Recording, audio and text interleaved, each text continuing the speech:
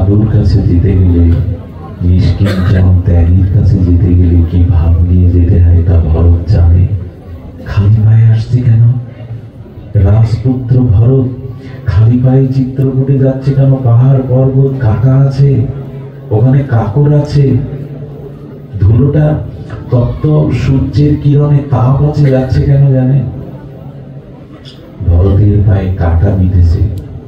ভরত নিজের চরণে বিদ্ধ কাটার যন্ত্রণাটা অনুভব না করে রামের চরণে ব্যথা অনুভব করছে। আহা, আমার জন্যই তো তুমি এই পদব্রজে এই পথে চলেছিলে, না জানি তোমার কোন চরণে কতখানি ব্যথা লেগেছে।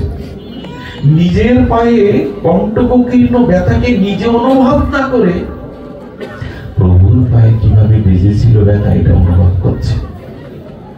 কিভাবে যেতে হয়